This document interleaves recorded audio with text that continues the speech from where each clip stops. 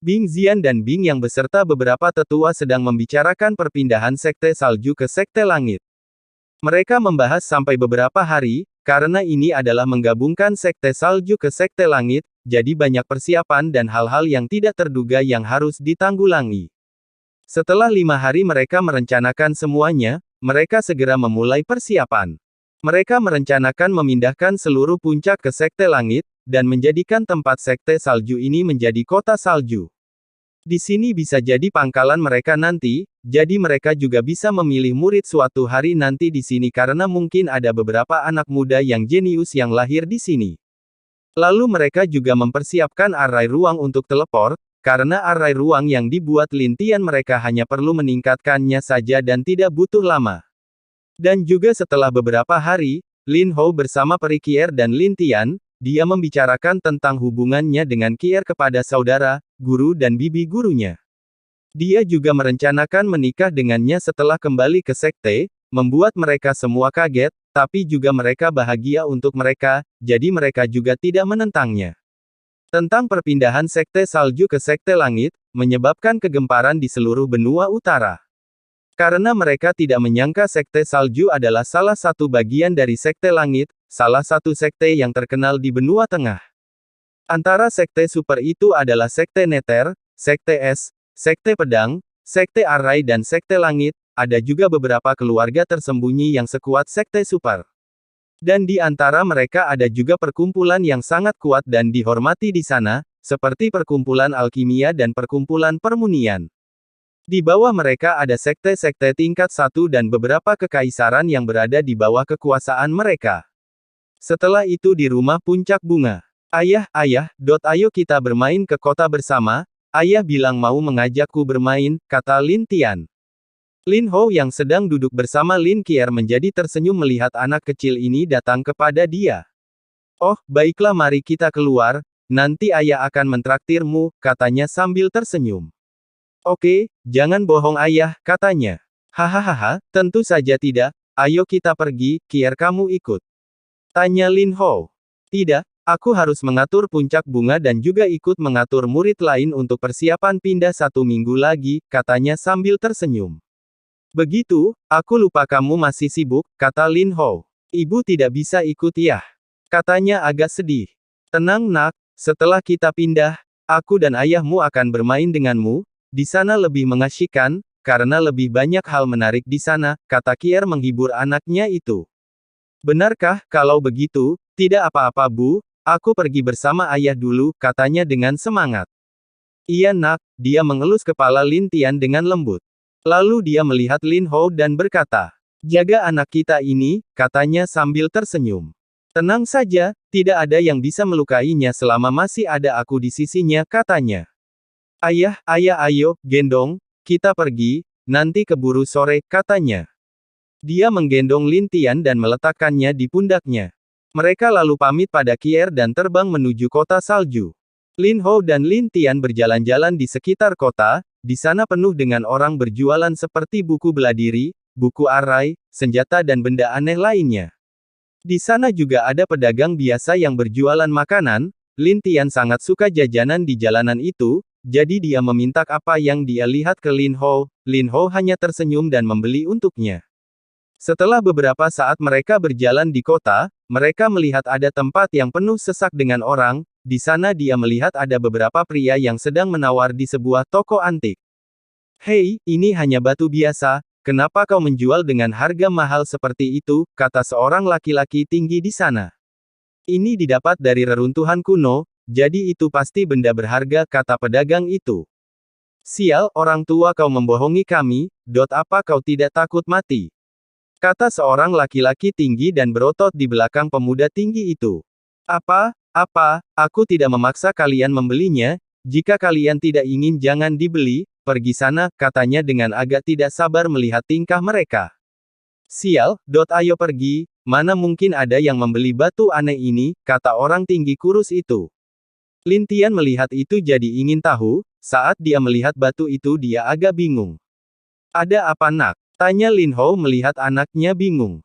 Ayah, batu itu di dalamnya ada terdapat sebuah darah, juga memancarkan kekuatan api ayah, kata Lin Tian berbisik ke ayahnya. Mendengar perkataan anaknya membuat Lin Hao agak bingung, darah memancarkan api. Jangan-jangan, Lin Hao tiba-tiba memikirkan sesuatu.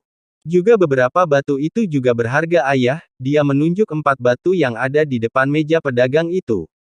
Mendengar itu Lin Hao masih ragu-ragu, tapi jika itu benar maka, dia memilih percaya dengan kata anaknya, dia pergi ke depan toko itu dan bertanya. Berapa harga batu ini? Ucap Lin Hao. 100 batu suci, kata pedagang itu. 40, tawar Lin Hao.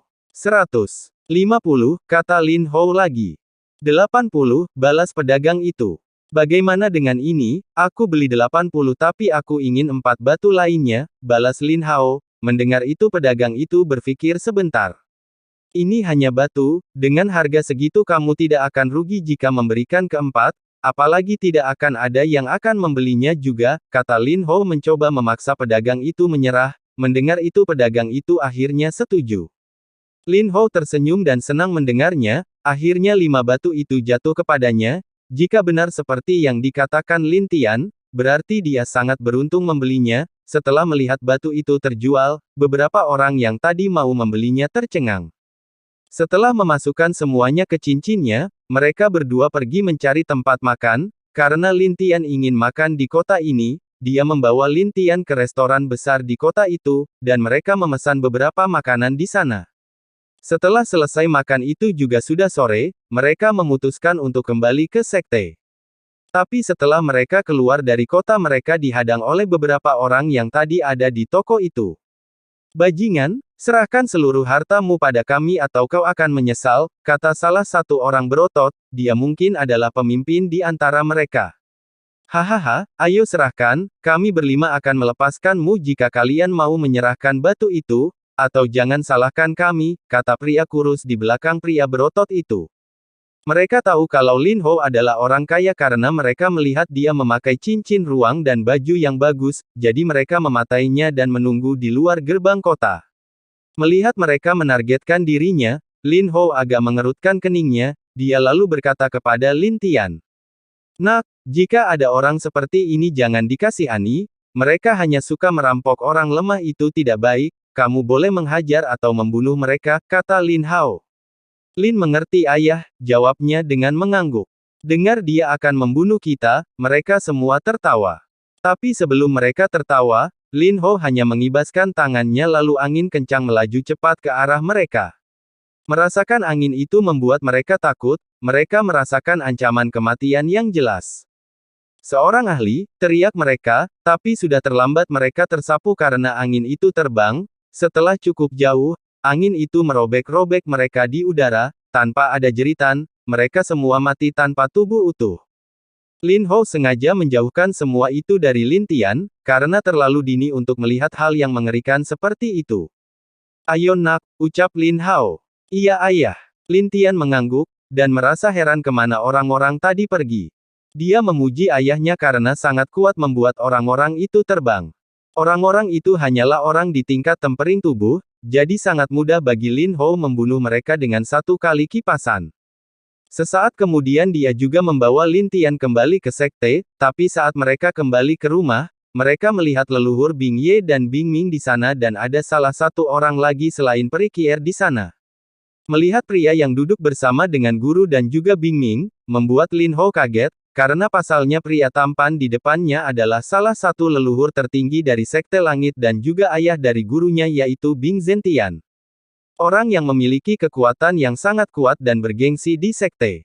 Salam leluhur, kata Lin Hao. Oh, Lin Hao kah? Jawab pria itu dengan tenang. Ayah, ini adalah cucuku Lin Tian yang kakak laki-laki bilang itu, jawab Bing Ming tersenyum. Karena orang di depannya adalah ayahnya, dia tak menyangka setelah ayahnya tahu dia di sini dia langsung keluar dari pelatihannya. Pria kecil ini Lin Tian, katanya sambil menatap Lin Tian yang ada di bahu Lin Hao. Memang anak yang luar biasa, katanya. Lin Tian ini adalah leluhurmu, dia adalah ayahku, jadi cepat beri salam, kata Bing Ming. Lin Hao menurunkan Lin Tian di bahunya lalu Lin Tian pergi ke depan Bing Zentian. Salam kakek buyut, kata Lin Tian. Hahaha, anak yang pintar, dia tertawa senang dan mengelus kepala Lin Tian. Memang anak yang baik, bagaimana menurut ayah? Tanya Bing Ye ke ayahnya itu. Kau menanyakannya, tentu lebih baik daripadamu dan juga cucuku Bing Yang itu, Cih. Katanya agak kesal. Mendengar itu membuat Bing Ye agak malu, dan Bing Ming sedikit tersenyum mendengar perkataan ayahnya, pasalnya dia tahu sikap ayahnya itu, dia dan kakaknya sering bertengkar dulu, tapi sekarang karena mereka masing-masing memegang posisi, makanya mereka sudah cukup tenang. Ayah, jadi bagaimana menurut ayah tentang Lin Tian? Tanya Bing Ming. Kalian benar, fisiknya istimewa. Lin Tian bisa buka gelangnya, tanyanya ke Lin Tian, karena dia masih kurang percaya dengan perkataan anaknya. Lin Tian membuka gelangnya, lalu kultivasinya pun terbuka, dan kekuatan jiwanya pun terlihat jelas di depan Bing Zentian langsung. Melihat itu, Bing Zentian kaget bahkan ada beberapa cahaya di matanya.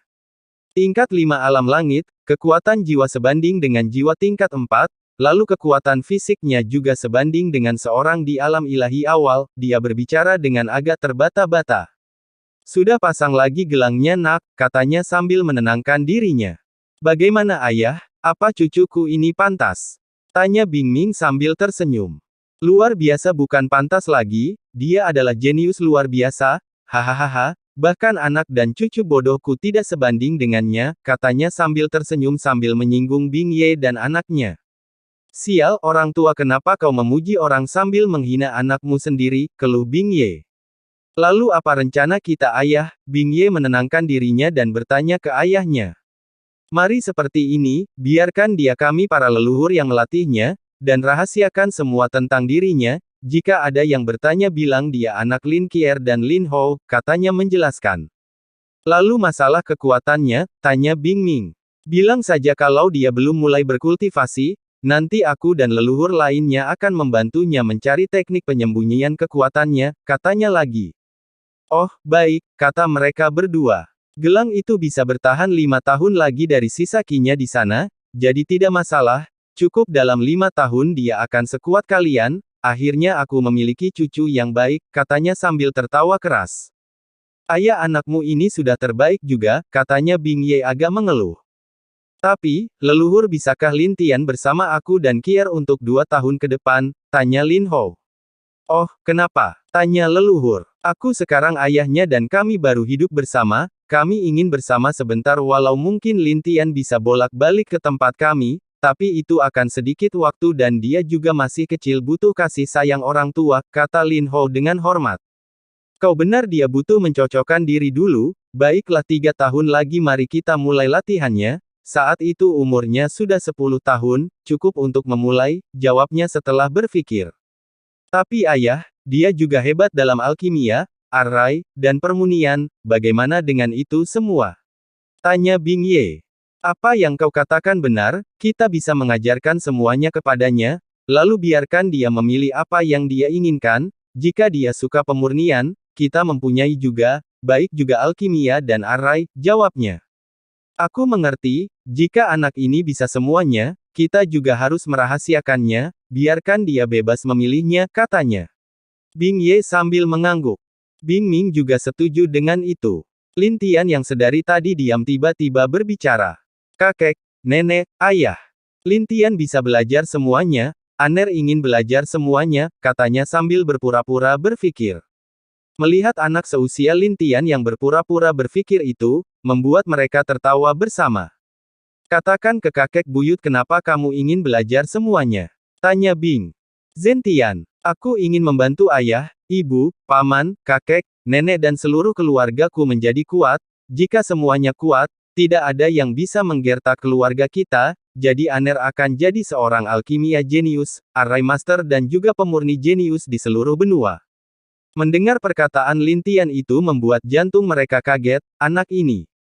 Dan juga apa nak? Kata Bing Ming tersenyum ke cucunya, dia tahu sifat cucunya ini, dia pasti akan berusaha agar semua yang dia katakan itu terjadi, karena dari sejak dia melatihnya walau kadang Lin Tian mengeluh tapi dia tetap berjuang untuk belajar dan terus belajar. Jika keluarga kuat, aku bisa bebas bermain dan bisa tidur, makan, dan istirahat dengan tenang karena tidak ada yang bisa menggertak keluarga kita yang kuat, kata Lin Tian dengan polos. Mendengar jawaban Lin Tian, membuat mereka semua tertawa terbahak-bahak, bahkan ayahnya juga ikut tertawa. Jadi kamu ingin membuat kami jadi kuat agar kamu bisa bermain bebas, begitu? Tanya Bing Zentian dengan tersenyum senang. Iya, dan juga kalau aku kuat, kalian tidak akan menyuruhku belajar dan kultivasi lagi, aku akan bisa bermain bebas, hehehe, dan juga jika semuanya kuat saat aku bermain keluar, aku jadi merasa aman dan tenang, katanya Lin Tian sambil tertawa sedikit. Baik, jika ingin belajar semuanya, aku akan mengajarkannya, nanti jika Aner bisa jadi kuat, kakek buyut dan keluarga kita yang lain akan mengizinkan Aner bermain-main, katanya. Benarkah? Tanya Lin Tian, dia tahu pasti di dunia ini harus berlatih tapi baginya itu sedikit membosankan terus berlatih, dia lebih senang bermain. Iya, kakek buyut tidak berbohong, dan syaratnya harus sesuai dengan hasil yang kakek buyut putuskan, balasnya sambil tersenyum dan mengingatkan. Baik, Lin Tian akan menjadi kuat, dan belajar semuanya yang kakek buyut inginkan, jelas Lin Tian. Baik, baik, anak yang baik, hahaha, leluhur Bing Zentian sangat senang, dia merasa dengan adanya Lin Tian, masa depan sekte mereka akan cerah dan mungkin anak di depannya bisa menembus belenggu dunia ini dan sampai ke dunia itu. Kalian akan pindah seminggu lagi, mari kita adakan pesta untuk menyambut semuanya nanti, kata Bing Zentian. Iya ayah, jawab mereka serentak. Minger, kamu luar biasa, sektemu cukup kuat, mungkin jika diberikan waktu lagi, bisa menjadi sekte super, tapi dengan bergabungnya sektemu, sekte kita akan bertambah kuat dan ini juga nantinya adalah tempat khusus perempuan, jadi kita namakan puncak salju, bagaimana? Kata Bing Zentian. Iya ayah, aku juga merencanakan namanya adalah puncak salju dan juga murid di sini adalah perempuan, jadi itu bisa dipisahkan dari murid lainnya, tapi tetap sama dengan murid lainnya dari dalam, jelasnya. Iya, baik, seperti itu, anak ini akan jadi jenius super suatu saat nanti, mari kita lihat apa sekte super lain bisa sombong di depan kita, katanya dengan mata tajam.